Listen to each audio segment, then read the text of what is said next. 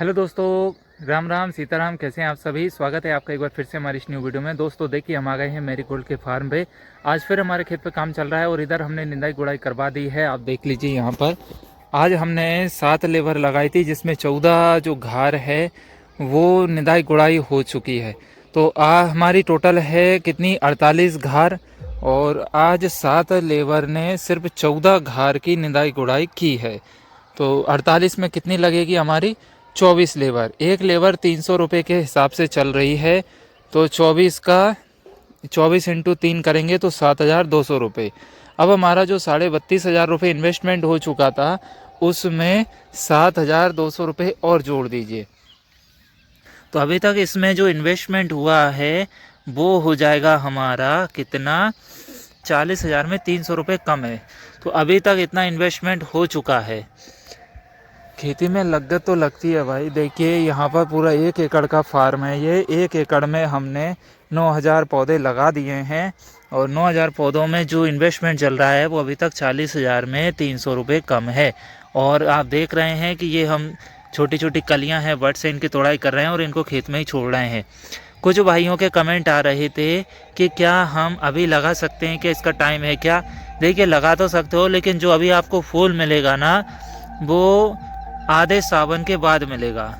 तो मेरे हिसाब से तो कोई मतलब नहीं है। और अगर आपने थोड़ा बहुत भी केयर करने में ढिलाई कर दी, आप समय पर इसकी केयर नहीं कर पाए, तो फिर पूरा सावन निकल जाएगा। मतलब जो प्रॉफिट का समय है वो निकल जाएगा। फूल तो आपको अच्छा मिलेगा, लेकिन जो प्रॉफिट का समय है ना वो निकल जाएगा। तो फिर मज़ा नहीं आएगा। फिर आप कहोगे कि भाई बेवकूफ़ बना दिया, पागल बना दिया। क्योंकि हमारा जो टारगेट है ना वो 1 एकड़ से 7 लाख प्लस का है। अब एक भाई का कमेंट था कि क्या हम 3 एकड़ में करना चाहते हैं, इसको कर सकते हैं क्या, कितना मिलेगा। तो 1 एकड़ से 7 का है तो 3 एकड़ से कितना होगा, 7 या 21 लाख।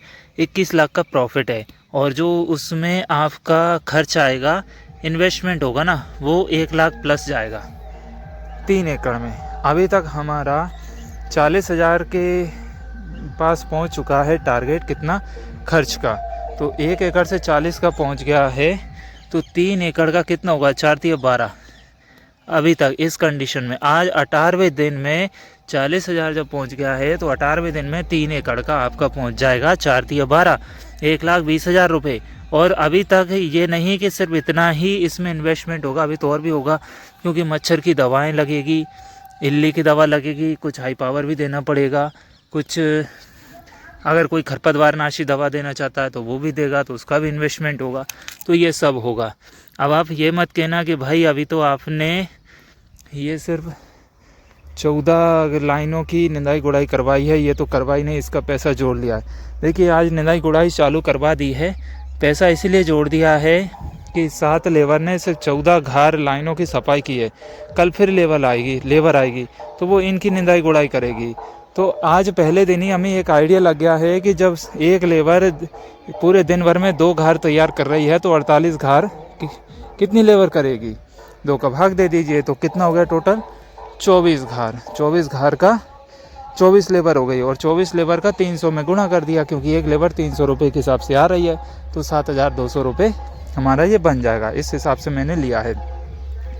देखिए, ये जो कलियों की बड्स की तोड़ाई हो रही है ना, ये दूसरी बार हो रही है। पहली बार हमने तोड़ाई कर दी है, और ये पूरे 1 महीने तक करना पड़ेगी, जब तक इसमें कलियां बड्स आएंगी तब तक। और वो ऐसा इसीलिए करना पड़ेगी ताकि पौधा जो है पूरी तरीके से सरवाइव अच्छे से कर सके, फुटाव ले सके पौधे में, और पौधे को मैच्योर होने में दिक्कत ना आए। अन्यथा अगर इनकी तोड़ाई नहीं करेंगे तो पौधा समझेगा कि भाई मेरा अब समय आ चुका है, अब मैं खूब बड़ा हो चुका हूँ। और पौधे ने ऐसा समझ लिया तो ये 1 आध महीने चलने के बाद में बूढ़ा हो जाएगा और पौधा फूल देना बंद कर देगा। तो इसीलिए हम चाहते हैं कि पौधा अच्छे से फुटाव करे और पौधे से पौधा मिल जाए हमारा, ठीक है ना। ये लाइन से लाइन की दूरी 2 फीट की है, 2.5 फीट की, और पौधे से पौधे की दूरी भी 2 फीट की है। तो 2 बाई 2.5 पे ये लगे हुए हैं।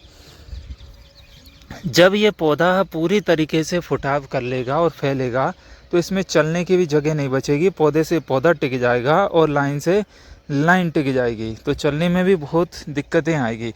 हमने ये पहली बार लगाया है और ये जो बेड बनाई है वो हमने ट्रैक्टर से बनवा दी है। वैसे इसका बेड दूसरे तरीके से बनता। फ़िलहाल में इस बार टेम्परेचर ज़्यादा था इसलिए हमने इसको किया है और मल्चिंग नहीं किया। एक भाई ने बोला था कि मल्चिंग पे लगा सकते थे आप, और लगा सकते हैं क्या? मल्चिंग पे बिल्कुल लगा सकते थे, लेकिन पानी की थोड़ी शॉर्टेज थी और टेम्परेचर ज़्यादा था। और मल्चिंग में क्या है कि गर्मी ज़्यादा आती, तपश ज़्यादा आती, उमस जो आती ना, उसमें पौधा इतनी जल्दी ग्रोथ नहीं कर पाता, फुटाव नहीं ले पाता, इसीलिए हमने मल्चिंग पे नहीं लगाया।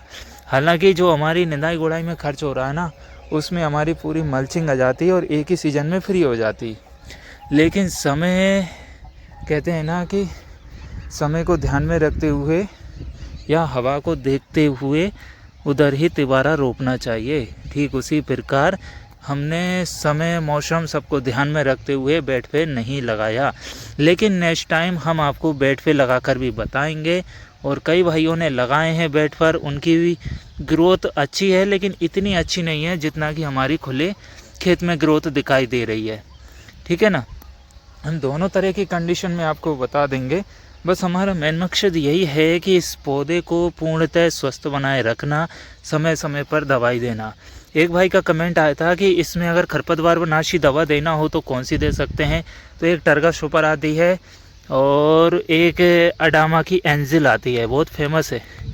दोनों में से जो डाल दोगे कोई दिक्कत नहीं है, नुकसान नहीं करेगी। फिर भी कोशिश करना कि पौधे के ऊपर पूरा प्रेशर ना दें, साइड में दें, बीच में दें, पौधे को बचाकर चलें। फिर भी पौधे के ऊपर गिर जाती है तो टेंशन वाली बात नहीं है, पौधा नहीं मरेगा, क्योंकि चौड़ी सकड़े पत्ती वाले घास को ये दोनों दवाइयाँ ख़त्म कर देती है। ठीक है ना। और इसमें फंगस के लिए साफ पाउडर चलाइए, जो कार्बनडाजिम प्लस मैनकोजेब आता है ना, वो चलाना है, ताकि इसमें फंगस ना आए और जड़ों का अच्छे से विकास हो सके। और कल ही हमने इसमें खाद दिया है nitrogen, amino acid, folic acid, और एक और कौन सा आता है, amino acid, folic acid, humic acid, इनका इसमें छिड़काव कर दिया है। फिर बायो एंजाइम का भी छिड़काव कर दिया है, ताकि पौधा फुटा भी अच्छा ले और ग्रोथ भी अच्छा कर पाए। ठीक है ना। तो इन चीज़ों का विशेषकर ध्यान देना है। और कल की वीडियो में हमने बता भी दिया है, चैनल पर नहीं देखा हो तो आप चैनल पर जाकर देख सकते हैं। तो चलिए, यही जानकारी आपको देनी थी कि यदि आप भी